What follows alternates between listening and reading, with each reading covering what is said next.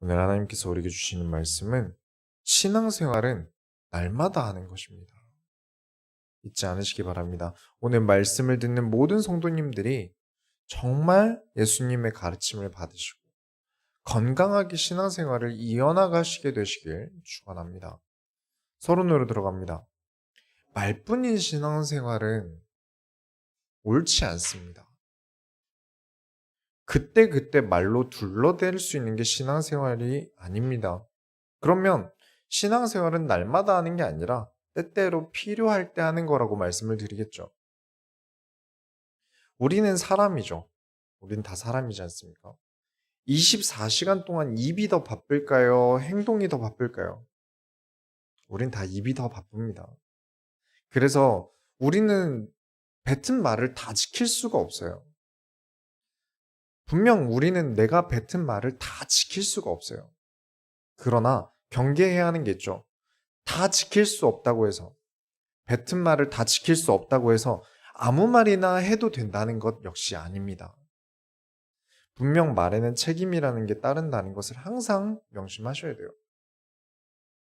우리가 입 밖으로 나가는 말 중에, 우리 귀에 들리는 것 중에 가장 짜증나는 말이 뭐가 있을까요? 여러 가지가 있겠지만 그 중에 하나를 꼽자면 어쩌라고인 것 같습니다. 난 원래 그래, 어쩌라고. 여기는 원래 그런 거야, 어쩌라고. 아, 몰라, 어쩌라고. 해줘. 저는 책임질 줄 모르는 사람이 성장하는 걸 본 적이 없습니다. 돈이야 어찌 벌고 어떻게 산다고 해도 그 사람의 인성이 성장하는 걸 본 적이 없어요. 난 원래 그런데 어쩌라고 하는 사람들이 성장하는 걸 본 적이 없습니다. 23장 2절부터 3절 한번 보시면 마태복음 23장 서기관들과 바리새인들이 모세의 자리에 앉았으니 그러므로 무엇이든지 그들이 말하는 바는 행하고 지키되 그들이 하는 행위는 본받지 말라. 그들은 말만 하고 행동하지 아니하며. 바리새인들이 사람들을 지도하는 자리에 앉아 있고 가르치는 내용이 성경이라, 그리고 그것을 지금까지 배웠고 암기하고 가르치는 역할을 하는 사람들이니까 분명 성경은 들어야 만하죠. 그쵸? 성경은 배워야 하는 진리죠. 그런데 그 사람들은 말뿐만이지 행동엔 없다는 거예요. 23장 4절부터 7절을 보시면 또 무거운 짐을 묶어 사람의 어깨에 지우되 자기는 이것을 한 손가락으로 움직이려 하지 아니하며 그들의 모든 행위를 사람에게 보이고자 하니 곧 그 경문띠를 넓게 하여 옷수를 길게 하고 잔치의 윗자리와 회당의 높은 자리와 시장에서 문안받는 것과 사람에게 랍비라 칭함받는 것을 좋아하느니라. 정말 성경대로 가르쳤고 성경대로 하는 사람이라면 교만한 자리엔 앉을 수 없습니다. 바리새인들은 성경을 굉장히 열심히 외웠다고 해요. 그렇다면 시편의 말씀을 모를 리 없죠. 이미 배웠을 겁니다. 악인은 교만한 자리에 앉습니다. 그렇죠. 나는 높은 사람이니까 너는 내가 시키는 대로 다 해야 되고 정당한 대우 따위는 받을 생각하지 말고 나는 가오가 죽지 않게 멋진 옷을 입어야 하고 늘 높은 자리에 앉아야 하고 사람들이 아이고 선생님 오셨어요 하면서 굽신거리는 것을 좋아한다는 뜻이에요. 어떤 기분일까요? 사람들이 내가 지나가는데 한 줄로 쫙 서서 조폭처럼 이렇게 오셨습니까 형님? 이러고 인사받는 건 어떤 기분일까요? 고등학생 때 이게 장난으로 친구들끼리 마치 역할극처럼 해서 이렇게 인사를 한번 받아본 적이 있어요. 그런 장난들 많이 치지 않습니까? 그랬는데 기분이 좀 묘하긴 하더라고요. 이 맛에 10대들이 막 일진놀이하고 막 후배들 갈구고 이러나 봐요. 기분은 좋겠죠. 누군가가 나를 이렇게 다 우르르 서서 인사 딱 받고 이러면 기분은 좋겠죠. 근데 그 기분 때문에 많은 사람들이 병드는 것 같아요. 분명 처음에 안 그랬던 사람들이 점점 권력의 맛을 보면 부패하는 걸 종종 보게 됩니다. 23장 8절에 그러나 너희는 랍비라 칭함을 받지 말라. 너희 선생은 하나요. 너희는 다 형제니라. 예수님께서 이런 병듦에 대해서 좀 멀리하게 하고 계신 겁니다. 사도행전을 보면요. 처음에 예루살렘 교회가 생길 때 성도들의 숫자가 4,000명 가량 불어났다고 해요. 4천 명이 모인 곳에는 그곳의 선생이 되고 지도자가 된 사도들은 어땠을까요? 그러나 변질되지 않고 누구보다 예수님을 사랑했고 성령 충만했던 사도들은 변질되지 않았습니다. 이미 이전에 예수님께서 이렇게 당부하신 것들이 있기 때문이죠. 랍비라는 말의 뜻을 아십니까? 그냥 단순히 선생님이 아니라 나의 선생님이라는 뜻입니다. 너희는 선생님이라는 말을 들으려고 하지 마라. 너희 선생은 예수님 한 분뿐이고 우리는 다 형제니라. 제가 종종 이제 예배 다 끝나고 성도님들끼리 길에 모여서 같이 오늘 받은 말씀을 나누지 않습니까? 그때마다 제가 고백하는 게 있어요. 저도 성도입니다. 저도 목사 이전에 성도예요. 김민철 목사 이전에 김민철 성도입니다. 저도 오늘 받은 말씀에 은혜를 받아야 하고요. 이 말씀을 가지고 한 주간 살아야 하는 성도입니다. 가장 먼저 가르쳐야 되는 것도요. 여기 계신 여러분이 아니라 저 자신입니다. 제가 먼저 배워야 돼요. 그리고 여러분들도 마찬가지입니다. 누군가를 가르치기 이전에 여러분 자신부터 가르치셔야 하고 여러분 자신부터 행하시길 바랍니다. 오늘 말씀은 삶과 내면의 깨끗함이 이 어려운 시대를 어떻게 견디고 이기게 하는지 예수님의 가르침을 통해 확인할 것입니다. 모든 소원교회 성도들이 굳건하고 강한 믿음으로 건강하게 신앙생활을 이어가게 되시길 축원합니다. 본론으로 들어갑니다. 낮추는 자는 높아지리라. 23장 9절부터 12절을 보면 땅에 있는 자를 아버지라 하지 말라. 너희의 아버지는 한 분이시니 곧 하늘에 계신 이시니라. 또한 지도자라 칭함을 받지 말라. 너희의 지도자는 한 분이시니 곧 그리스도시니라. 너희 중에 큰 자는 너희를 섬기는 자가 되어야 하니 누구든지 자기를 높이는 자는 낮아지고 누구든지 자기를 낮추는 자는 높아지리라. 이에 대해서 우리가 한번 다뤘기 때문에 미리 당부를 드립니다. 이 구절을 읽고 나서 드는 생각이 그래 나는 섬기는 사람이 되어야 해 라는 게 극단적인 생각으로 가실 수 있어요. 2주 전에 주일 설교 결론에서 말씀을 드렸습니다. 우리는 섬기는 사람이 되어야 하지 기는 사람이 되면 안 됩니다. 섬긴다는 것은요. 그만한 능력이 있어야 할 수 있는 겁니다.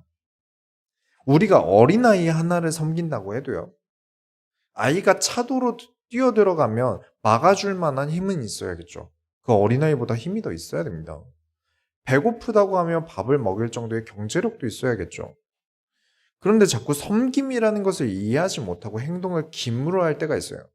섬김이 아닌 김을 한다. 아이고 제가 뭘 알겠습니까? 시키는 대로 해야죠. 돈 드려야죠. 다 가져가세요. 때리면 맞고 시키는 대로 다 하다가 몸이고 마음이고 다 부서지면서 섬김이 미덕이라고 하고 완전 잘못된 겁니다. 절대 그러시면 안 돼요. 또는 바리새인처럼 이 말씀을 악용할 수 있습니다. 성경에서 섬기라고 했는데 왜 말 안 듣냐? 넌 왜 날 안 섬기냐? 넌 성경대로 안 하네. 야, 너 복음 덜 듣네. 뭐 그렇게 내가 하는 말마다 불만이 많냐? 너 아직 예수님 못 만났구나. 말만 하고 행동으로 하지 않는 인간이나 말을 못 알아들어서 행동을 잘못하는 거나 둘 다 굉장히 잘못된 겁니다. 예수님이 아무 능력이 없으셔서 십자가를 지셨습니까? 만일 무능하셔서 죽임을 당하신 거라면 예수님은 인류를 섬긴 게 아니라 그냥 십자가를 들고 기신 겁니다. 이 십자가로 인해 구원의 길을 열 유일하신 그리스도시기 때문에 구원의 문을 열 유일한 능력자시기 때문에 십자가를 지신 거예요. 그렇게 인류를 섬기신 거고요. 가장 큰 자로서 하나님이시지 않습니까? 가장 큰 자로서 가장 큰 섬기심을 보이신 겁니다. 그래서 우리도 섬김이라는 게 무엇인지 잘 알아야겠습니다. 구원을 생각해도요.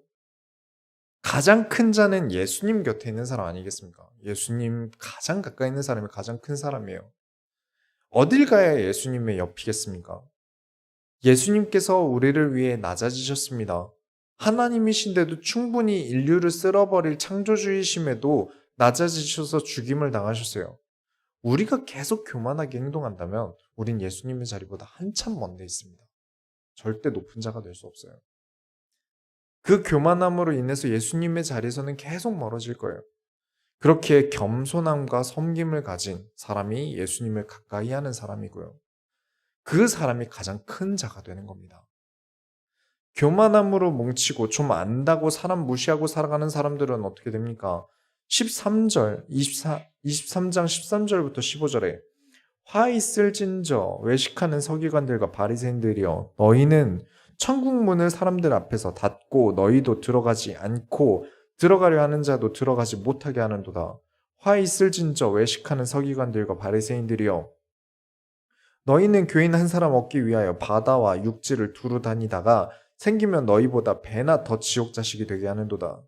화 있을진저 눈먼 인도자여 너희가 말하되 누구든지 성전으로 맹세하면 아무 일 없거니와 성전의 금으로 맹세하면 지킬지라 하는도다. 지금 시대에 바리새인은 없습니다. 그렇죠? 하지만 상징적인 거예요. 우리 시대에 상징적인 바리새인들이 있다는 거죠. 바리새인처럼 성경 들고 말하면서 성경 못 깨닫게 하고 성경을 들고 말하면서 구원 못 받게 하는 너희는 진짜 나쁘다.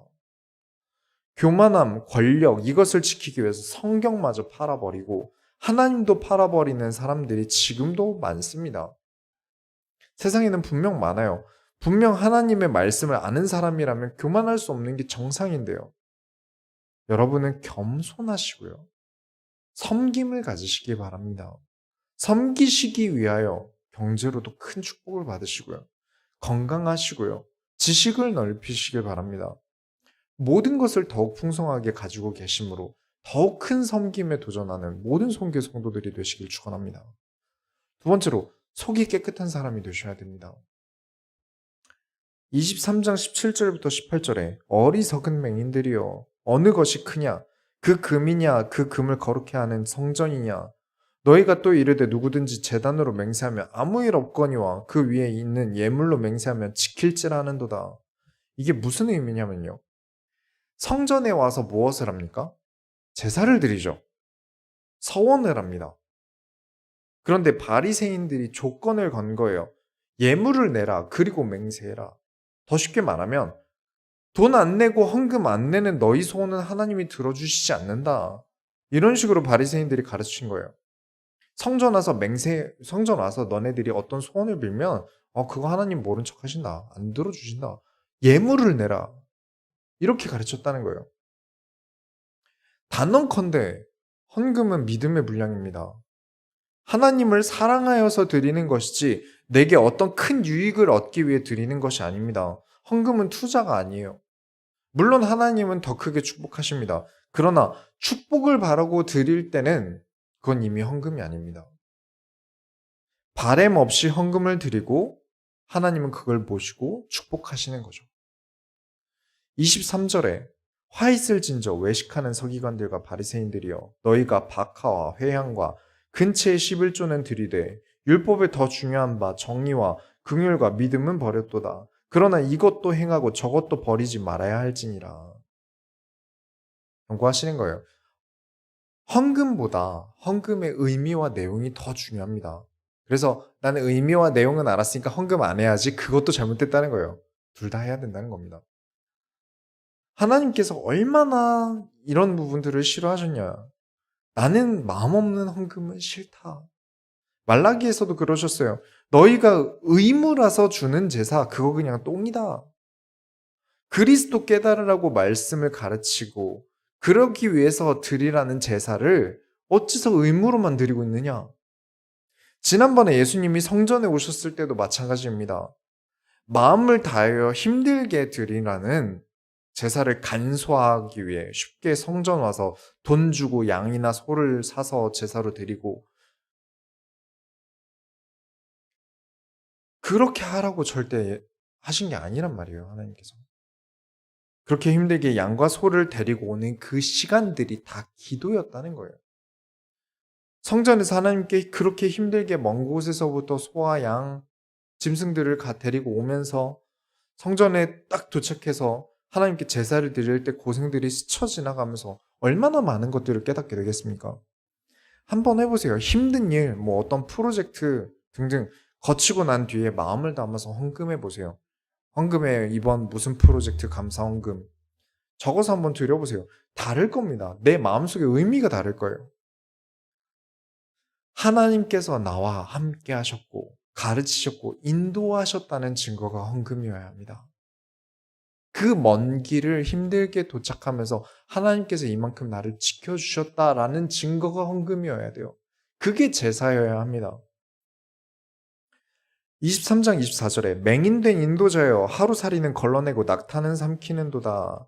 하루살이도요. 낙타도 율법에는 먹지 말라고 한 생물들이에요. 그런데 하루살이는 영양가도 없고 배도 안 차고 그 조그만 거 입에 들어갈까 조심하면서 낙타는 율법도 모른 척하고 먹는다는 거죠.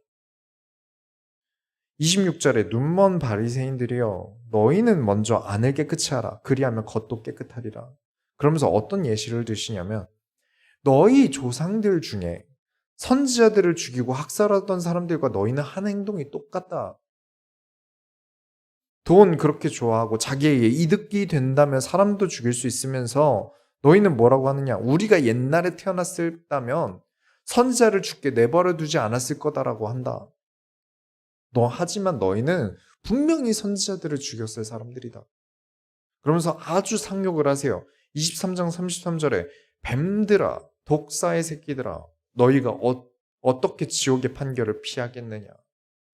겉으로는 신실한 척하면서 속으로는 하나님의 이름을 가지고 어떻게 이용해 먹을까? 우리 교회는 아무도 그런 사람이 나오지 않길 바랍니다. 나와도 그런 것에 속아 넘어가지 않을 만큼 높은 수준으로 교회를 섬기는 모든 소원교회 성도들이 다 되시기 바랍니다. 세 번째로, 세상의 멸망은 언제 올까요? 결국 속이 깨끗하지 않으면서 겉만 깨끗한 척하는 사람들은 선지자를 죽일 수밖에 없습니다. 내 입속이 너무 중요해서 하나님도 파는데 선지자라고 못 죽이겠습니까? 하지만 지금 이 바리새인들은 더 큰 존재를 죽이죠. 예수님을 십자가로 죽이게 됩니다. 지금 우리가 읽은 마태복음 23장은 예수님이 어디서 가르치신 내용입니까? 성전 안에서 가르치신 내용입니다. 지금 적진 한가운데서 하나님의 집이어야 되는 성전이 적진 한가운데가 됐어요. 지금 바리새인들과 서기관들이 얼마나 속이 더러워 하나님을 팔아 장사질하는지를 말씀하신 이후에 한참을 뭐라 하시고 이제 밖으로 나오십니다. 24장을 보시면 밖에 나오셔서 하시는 말씀이 1절부터 2절에 24장 1절부터 2절에 예수께서 성전에 나와서 가실 때에 제자들이 성전 건물들을 가리켜 보이려고 나오니 대답하여 이르시되 너희가 이 모든 것을 보지 못하느냐? 내가 진실로 너희에게 이르노니 돌 하나도 돌 위에 남지 않고 다 무너뜨려지리라. 제자들이 성전을 보여주려고 했던 이유가 뭐겠습니까? 솔로몬 성전 그 설계도랑요. 이 지금 헤롯 성전, 예수님 때의 성전 크기가 거의 한 4배 정도 됩니다. 어마어마한 공사였어요. 와, 장엄하고 이만큼 큰 건물이 없습니다. 근데 예수님이 너희는 안 보이느냐? 보이지 않느냐? 이 성전이 무너지고 망할 미래가 보이지 않느냐? 당시 성전은 신축 공사였습니다. 지은 지가 얼마 안 됐어요. 엄청 오래된 성전이 아니라 헤롯이 다시 민심을 잡기 위해서 만든 지 얼마 안 된 성전이에요. 여러분, 집단과 단체는 언제, 무엇 때문에 무너집니까? 창세기에 보면 바벨탑이라고 있죠. 자꾸 무너졌다라는 표현을 쓰는데 의미상으로는 무너진 게 맞죠. 하지만 제대로 말하자면 바벨탑은 무너진 적이 없습니다. 공사가 중단되고 끝납니다. 바벨탑 내용이 어떤 내용이었냐면 노아 때 홍수로 인해서 인류가 한번 갈아엎어졌죠. 그리고 다시 사람들이 번창해 가면서 우리는 하늘 높이 탑을 쌓고 이름을 적어서 흩어지지 말자 하면서 엄청 높은 건물에 공사가 들어갔어요. 이는 하나님에 대한 정면 도전이죠. 하나님께서 홍수를 일으키셨던 이유는 하나님을 버리고 하나님을 무시하고 하나님을 떠나서 인간 마음대로 살겠다는 죄를 범하지 말라고 하신 거였어요. 하지만 이 사람들은 우린 끝까지 우리 뜻대로 살 것인데요. 홍수로 우리를 멸하려고 하셔도 우리는 끄떡없이 버틸 생각입니다. 라면서 지은 게 바벨탑이에요.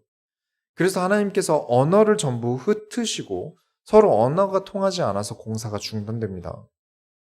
언어를 흩으셨다는 게 정말 영어, 일본어, 중국어 이런 식으로 언어를 나누셨다라는 의미도 있겠지만 조금 더 조직이라는 것, 그것을 눈을 떠서 생각해 보시면 좋겠어요.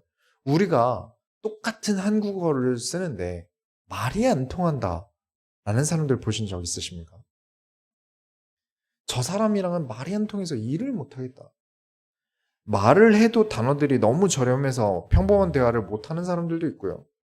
제일 심한 건 무엇입니까? 아랫사람이야 말이 안 통해도 어떻게든 돌아가겠지만 가장 윗사람들이 말이 안 통하면 집단이 돌아가질 않죠.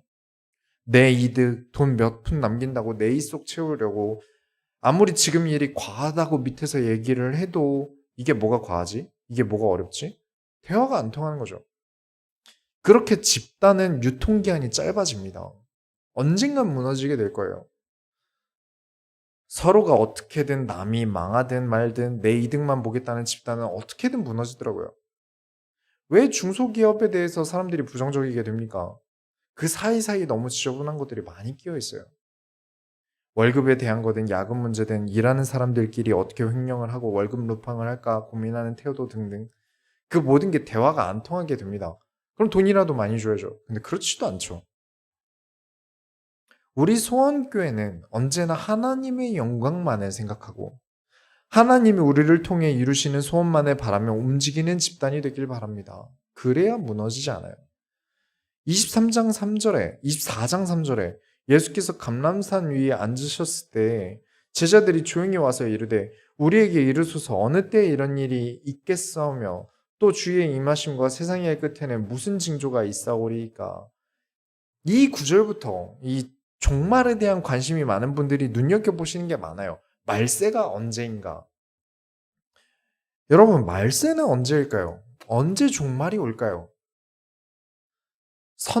우리 모든 선대 분들께서 언제나 지금이 종말의 때라고 하셨습니다. 10년 전이든 100년 전이든 1000년 전이든 언제나 예수님이 말씀하신 종말의 때가 성경에 예언된 말세의 때가 지금이라고 했어요. 왜냐? 시대가 변화하는 게 언제나 세상이 망해가는 징조처럼 보이는 것들이 있었거든요. 무슨 내용들이 있습니까? 24장 5절에 자기를 그리스도로 하는 사람들이 미혹할 것이다. 그런데 이 정도로 종말이 오는 게 아니다. 7절을 보시면 전쟁도 나고 기근도 지진도 일어날 것이다. 그리고 예수를 믿는다는 이유로 수많은 민족들에게 미움을 받고 12절에 불법이 성함으로 많은 사람의 사랑이 식어지리라. 이런 일들은 언제나 있었습니다. 많은 사람들이 이런 일들을 계속 겪었어요. 이런 일들이 늘 있었기 때문에 그때마다 이제 종말인가 보다. 세계 2차 대전이 이제 1945년에 끝났으니까 한 76년 정도 지났어요. 아직 종말이 안 왔네요. 13절에 그러나 끝까지 견디는 자는 구원을 얻으리라. 이건 또 무슨 말일까요? 이런 종말의 때가 오는데 우리가 끝까지 견디면 구원을 얻는다? 그러면 별탈 없이 신앙생활을 잘 하다가 죽으면 구원을 못 받을까요? 구원을 이야기할 때마다 속상한 게 뭐냐면요. 구원이라는 단어는 천국에 간다라는 의미만 있는 게 아닙니다. 환난 중에 우리를 건지시는 것도 구원입니다. 나를 인도하시는 것도 구원이고요. 나와 함께 하시는 것도 구원이에요. 어려움 속에서 나를 보호하시는 것도 구원이고요. 나를 견디게 하시는 것도 구원이에요. 그런데 종말론을 좋아하시는 분들은 이게 뭔가 발작 버튼 같은 역할을 해요. 목사님이 세상적이면 됩니까? 불이하게 세상 음악 듣고 그러면 됩니까? 그러면 구원 못 받습니다. 예수님이 그런 뜻으로 끝까지 견디라고 하신 게 아닌데요. 14절에 이 천국 복음이 모든 민족에게 증언되기 위하여 온 세상에 전파되리니 그제야 끝이 오리라. 어떤 어려움과 환난은 언제나 우리에게 계속될 것이다. 너무 심한 때도 있고 좀 소프트한 날도 있겠지만 결국 온갖 문제는 항상 있을 것이다. 항상 있을 것이다. 그렇죠. 당장 최근에도 일본에서 난리가 났더라고요. 자꾸 지하철에 사람들이 흉기를 들고 위협하다 잡히고 방황하다가 걸리고 그런 일이 계속 생기나 봐요. 이런 거 볼 때마다 역시 말세구나. 예수님 곧 재림하시겠구나. 이런 일들은 그러나 언제나 있었습니다. 그런 세상을 견뎌내고 뚫고 나아가 하나님의 말씀을 세상을 전하는 그때의 끝이 오리라. 문제가 어떠한 큰 재앙들이 종말에 예언되는 그 시기가 아닙니다. 그것마저도 이겨내고 모든 사람들이 하나님의 말씀으로 살아가는 그때, 다니엘서를 두고도 24장 15절에 이런 말씀을 하세요. 24장 15절부터 16절에 그러므로 너희가 선지자 다니엘이 말한 바 멸망에 가증한 것이 거룩한 곳에 선 것을 보거든 그때 유대에 있는 자들은 산으로 도망할지어다. 자꾸 이러니까 또 사이비들이 이 세상이 멸망한다면서 자꾸 산으로 신도들을 모아요. 그런 사건들이 많이 있었어요. 17절부터 보시면 옷도 챙기지 말고 물건도 챙기지 마라. 다 의미 없다. 21절에 이는 그때의 큰 환란이 있겠음이라. 창세로부터 지금까지 이런 환란이 없었고 후에도 없으리라. 이런 말씀을 하시면서 시간 관계상 다 읽고 해석하지는 못하겠습니다만 어떻게 재앙들이 오는지를 말씀하세요.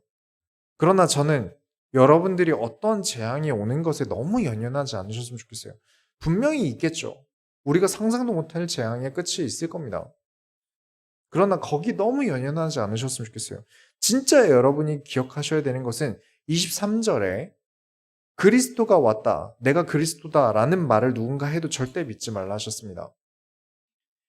어디에 그리스도가 나타났다 해도 절대 나가보지 말라고 하셨습니다. 그리고 예수님께서 비유 한 가지를 드세요. 45절부터 있는 비유인데 어떤 종이 좋은 종이냐? 주인이 올 때가 언제인지 모르지만 항상 준비해두고 먹을 것을 준비해두는 종이 좋은 종이다. 종이 마음이 약해서 주인이 뭐 늘 오던 때 오겠지, 늦게 오겠지 하면서 주인 없을 때 종이 주인 노릇하면서 친구들 불러다가 술판 열고 그런 걸 주인이 안다면 범죄 행각을 기다리다가 불시에 쳐들어가서 엄히 때리고 벌을 내릴 것이다. 이 모든 내용들이 한 장에 있습니다. 성전이 무너질 것과 세상의 종말을 같은 장에 써놓으셨고 같은 날 말씀하셨는지를 많이 생각해 보셔야 될 겁니다. 결론을 내리겠습니다. 여러분, 그리스도로 살아가셔야 됩니다. 어느 때든지. 종말의 때가 오면 그때 믿어야지? 아닙니다. 언제든지 그리스도로 살아가셔야 됩니다. 사람이 왜 망한다고 생각하십니까? 신앙생활은 언제나 지금 하는 것입니다. 늘 말씀드리죠. 날마다 하는 거예요. 몸이 안 좋아지면 그때 운동해야지 하면 늦습니다. 좋을 때 운동을 해야 강하지만 안 좋아지면 그땐 손 쓸 방도가 없어서 쉬는 것밖에 없어요. 주먹이 날아오면 내가 허리를 숙이고 얼굴을 돌려서 피해야지 머리로는 생각할 수 있어요. 근데 진짜 그 손이 날아올 땐 그렇게 못할 겁니다. 날마다 훈련이 돼야 피할 수 있는 거죠. 사업이라는 배가 망할 리가 없다면서 손 놓고 있다가 구멍 뚫린 곳이 점점 커지면 배가 출몰하는 겁니다. 건물이든 사업이든 직장이든 공부든 수능이든 날마다 유지보수와 점검을 늘 하지 않으면요. 진짜 일이 닥쳤을 때는 손 쓸 길이 없기 때문이에요. 정말 재앙도 오고 종말도 오겠죠.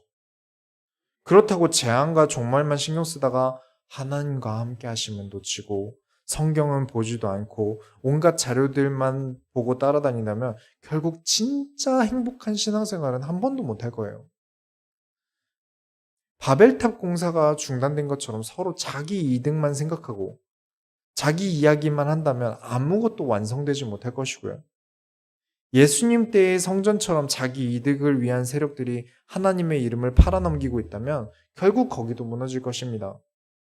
이 모든 걸 좀 더 정리하자면 언제 이 세상에 극심한 재앙이 오는 때는 아무도 하나님 말씀에 관심이 없고 신앙생활을 하지도 않으면서 하나님보다 다른 것에 모든 사람들이 마음과 관심을 둘 때 아니겠습니까? 그러니까 우리는 말뿐인 신앙생활을 멀리해야 됩니다. 입이 진실되면 안 돼요. 입이 너무 솔직해도 안 됩니다, 사람은. 삶이 진실돼야 됩니다. 살만큼은 솔직해야 됩니다. 우리가 깨끗한 삶을 살아야 한다는 거죠. 뭐가 깨끗한 삶입니까, 그러면? 무소유가 깨끗한 삶일까요? 돈이 더럽습니까? 도대체 뭘 해야 깨끗한 삶일까요? 행위만 있고 내용이 없다면 그것이야말로 바리새인들이 강조하는 경건 아니겠습니까? 단언컨대 우리가 깨끗하게 사는 삶 방법은 그리스도로 사는 것밖에 없습니다. 깨끗하신 이는 그리스도 한 분뿐이시기 때문에 그렇습니다. 그리스도로 살아가는 삶만이 진짜 깨끗한 삶이에요. 가장 깨끗한 길은 하나님께서 우리를 인도하시는 길입니다. 가장 안전한 곳은 언제나 하나님이 함께 하시는 나의 가정이고요. 우리가 얼마나 불안한 삶을 삽니까?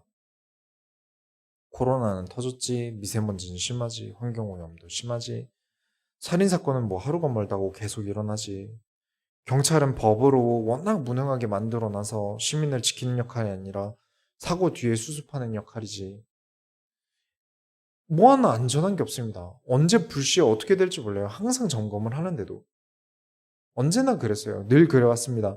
그런 우리가 하나님으로 살아가지 않는다면 재앙을 피하지도 못할 것이고요. 우리에게 진짜 힘든 일이 온다 그래도 견디지 못할 것입니다. 그저 말뿐인 신앙생활은 환난을 이길 믿음의 힘이 없습니다. 그렇죠. 우리가 친구만 만나도요. 이번 주 강단 말씀이 뭐였지? 기억이 안 나요. 친구 만나서 막 놀다가 까먹고요. 큰 문제가 그런데 터진다면 내가 말씀을 기억하거나 말씀을 열어볼 힘이 나에게 있겠습니까? 그래서 여러분, 언제나 하나님과 동행함을 날마다 하셔야 합니다. 날마다 하나님과 마주하고 날마다 말씀으로 살아가야 합니다. 그렇지 않고는 여러분은 큰 자가 될 수 없습니다. 진짜 섬기는 그 섬기는 자가 될 수 없습니다. 낮춰도 낮아진 것 같지 않고 오히려 더 커 보이는 그릇이 여러분이 되셔야 합니다. 한 주간 여러분이 예수님이 언제나 이 땅 위에 오셔도 괜찮을 만큼, 당장 내일 예수님이 오셔도 괜찮을 만큼 여러분이 건강한 신앙생활을 살아가는 모든 소원교회 성도들이 다 되시기 바랍니다. 우리가 하나님의 소원을 이루어드립시다. 하나님 감사합니다. 우리가 하나님으로 살아가고 그리스도로 살아가길 소원합니다. 언제나 깨끗한 삶을, 세상이 말하는 깨끗함이 아닌 그리스도로 살아가는 깨끗한 삶을 우리가 날마다 살아가게 하여 주옵소서. 살아계신 예수 그리스도의 이름으로 기도드렸습니다. 아멘.